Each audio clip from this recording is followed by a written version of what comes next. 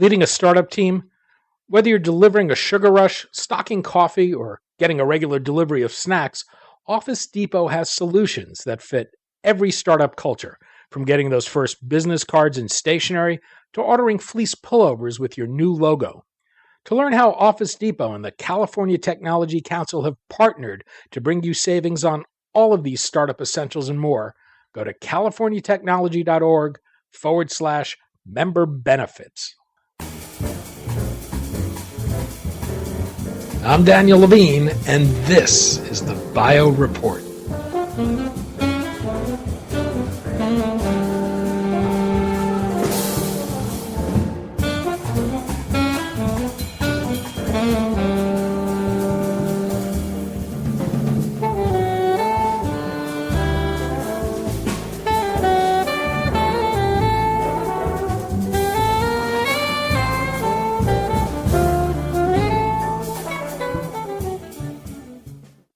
The walking dead live, but it's value, not brains, they're eating. So-called zombie funds, life sciences venture capital funds that are fully invested and unable to raise new money, still maintain their board seats. But Outcome Capital's managing directors, Oded Ben-Joseph and Arnie Friedman, say their divergent interests from their fellow board members often lead to disputes that can end the life of promising technologies and lead to acquisitions that leave much value on the table. We spoke to Ben-Joseph and Freeman about the boardroom dynamics where zombies lurk, the consequence of this board misalignment, and how acquirers may seek to leverage the situation.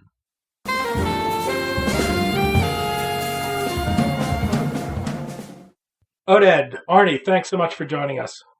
Thanks so much for having us.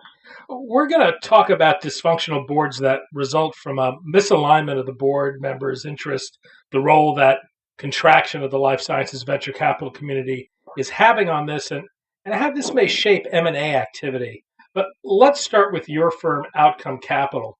What does it do, and what role does it play with venture-backed life science companies? So Outcome Capital is a highly specialized advisory investment banking group. We assist life sciences companies primarily in positioning and strategy, and most importantly, identifying a path to liquidity for those companies. We speak with various venture firms that most of our companies tend to be venture-backed, and obviously we have quite a broad network in the VC as well as the PE segments. We assist those companies in reaching a sort of a decision point as to where should they take the technology at this particular point in time. More often than not, we are hired to raise capital, but then we would recommend a merger, or vice versa. We would recommend we would be hired for an M&A, but we recommend the financing. The idea for us is to attempt, and we've done so quite successfully over the years. The idea is to align technologies and companies with their respective market segment. And more often than not, management teams and as well as boards tend to be far removed for the dynamics of the segment that they're in. So that's where we come in. You talk about so-called zombie funds and the walking dead that find themselves on active boards. How common is it today to have a venture capital fund that's fully invested, unable to raise additional money, and just riding its portfolio investments until the fund can wind down?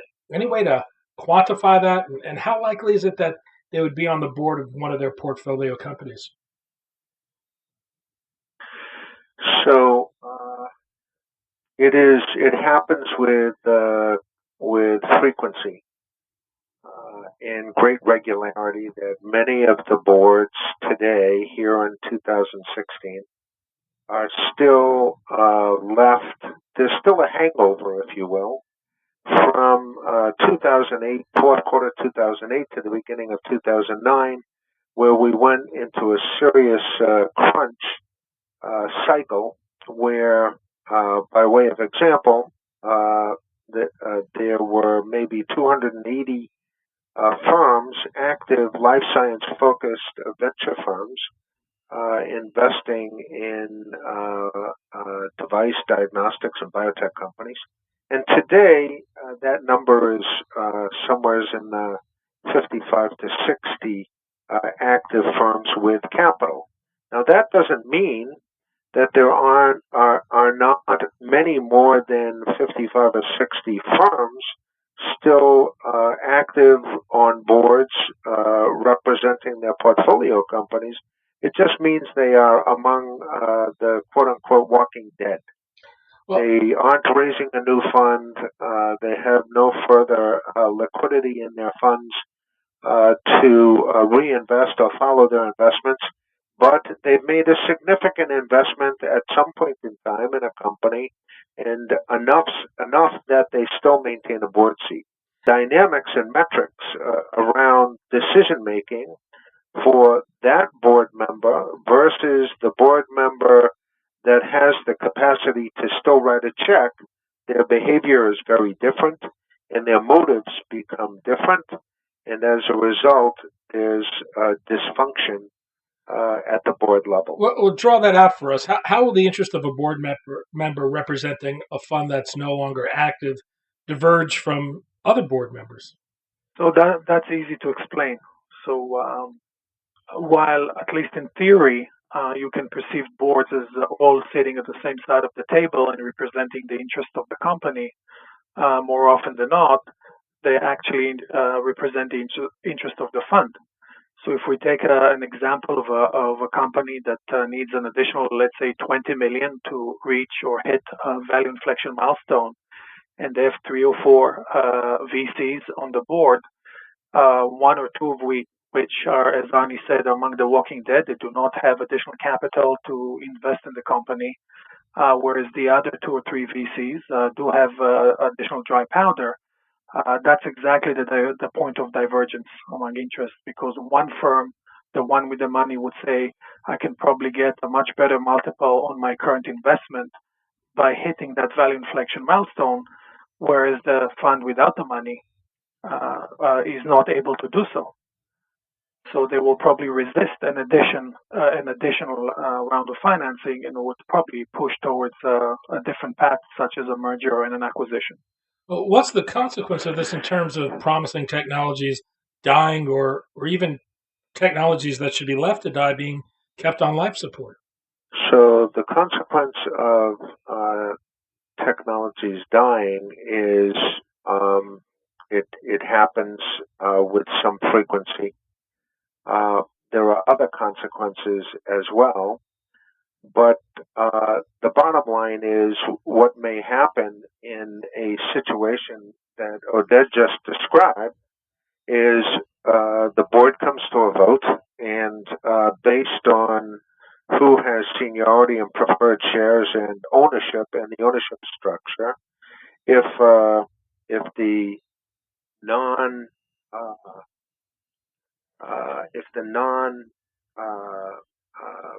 value add, if you will, if those investors that do not have the capacity to write another check, if they outweigh and outnumber those that do, then they're forcing the company towards an M&A transaction. They hire a banker, and in the event they can't get value for the company, or they can only get some minor value for the company, then that becomes the answer.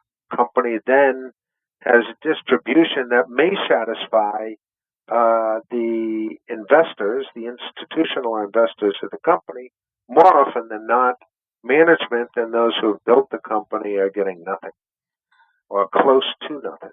So then there are other circumstances where a company is the board is voting to take the company to market, and even the strategy around how to authorize bankers to negotiate on their behalf on price, voting to approve a deal, the bar is set, or the threshold is set very low for those that just need to return capital to the LPs. They may not even be, those board member representatives may not be, and oftentimes are not, the actual founders of that particular venture fund. They may have sold off some of the assets in the fund to a secondary, in the secondary market. So now there's a new representative representing the LPs, the limited partners' interest in that defunct fund or almost defunct fund, and their interest is return of capital. Don't take chances. Don't risk the deal. So it pushes down values, and strategics, meaning the acquirers, the buyers in the process in the market, are always attuned or try to be attuned to which of the board members have money, have capacity, which of those don't. And there's gamesmanship that goes on that does not inure to the company's benefit.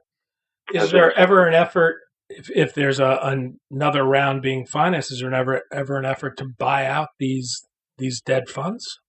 Not really. I mean, there is always an effort independent of this discussion.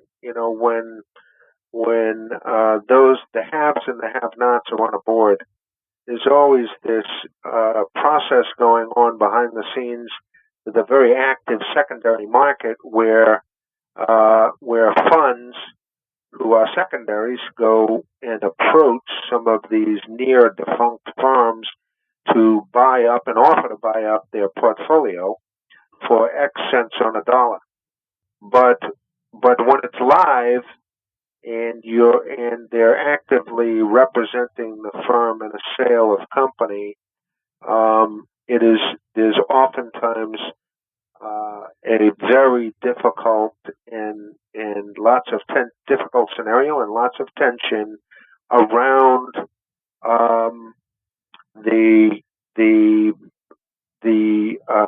notion on the one hand that I'm supposed to be carrying out my fiduciary responsibility as a board member, which is to represent all shareholders, not just my shares, but all shareholders, versus my motives around representing the limited partners of a defunct fund, and I'm just trying to return capital any way I can. So what we have witnessed live in many board sessions is that those that are representing these sort of defunct funds, they're trying to walk away with capital, not necessarily the best price, but any price.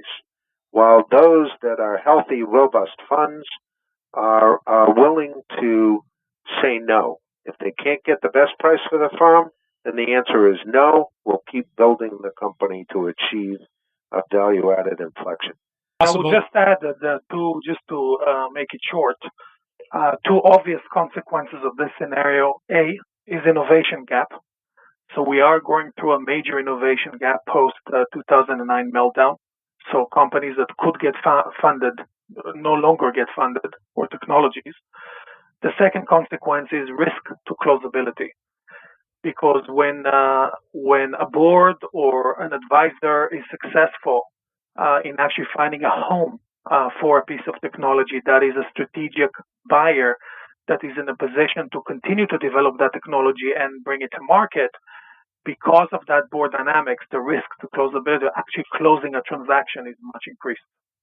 I suspect it's near impossible to remove one of these board members from a board, but are companies becoming any more sophisticated when they enter into finance agreements to write it in such a way that it would give them the ability to do that if a fund becomes defunct, as it were? Well, over the 20 years or so that I've been doing this, I haven't seen any evidence that companies are getting more sophisticated this at all. But I have no way to measure this, because this is not the kind of thing that is getting reported. So there's no public information that I'm aware of. You talked a little about potential acquirers paying attention to the makeups of boards. I'm wondering if you could expand on that a little. It would seem acquirers have been the beneficiary of these trends, particularly with values down. Any sense how sensitized they are to these internal dynamics of a company's board? Do they actually hunt these situations out? So I think that acquirers, again, we have to look at sort of the various subsegments. So just by definition, an acquirer is much more likely to have a highly sophisticated, let's say, business development, transactional type of person on their side of the table. Whereas most early to mid-stage biotech companies, meta companies cannot enjoy that level of sophistication. So I can tell you that 9 out of 10 buyers are definitely very aware of the dynamics. And if there's no unity within the board, not only is the closability risk increase, but the price at the same time is also likely to decrease.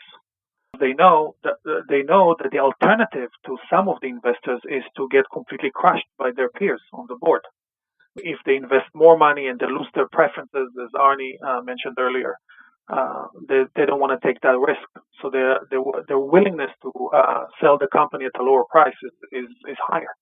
We've come through a period of great liquidity and money at the ready, the best and most sustained IPO market for the life sciences in many years. What impact does a downturn in financing have on the situation? There being a downturn in the market has some impact, but actually when you look at the strategics in the life science segment, on average, in good years and in bad years, you will see that companies are acquiring more or less the same number of businesses as in each and every year. Good year, bad year, all the same. So yes, there are more acquisitions in good years than there are in bad years, but it's not, the delta is small.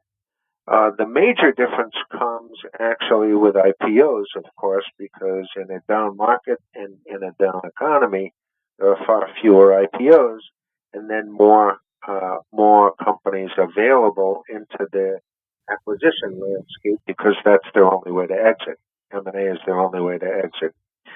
And perhaps lastly, there's this trend which has really been exacerbated by the shrinking of available funds, the number of venture funds that are out there, alive and healthy.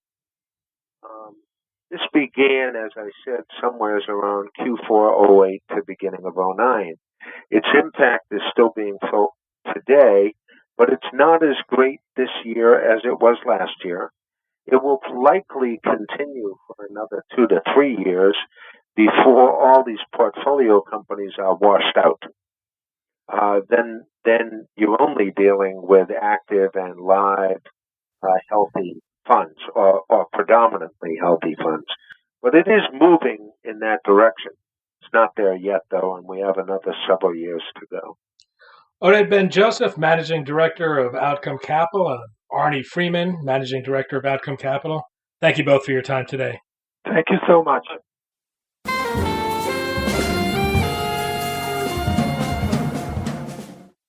Thanks for listening. The Bio Report is a production of the Levine Media Group. To automatically download this podcast each week, subscribe to our RSS feed or through iTunes or other podcast manager. To join our mailing list, go to levinemediagroup.com. We'd love to hear from you. If you want to drop us a line or are interested in sponsoring this podcast, send an email to danny@levinemediagroup.com.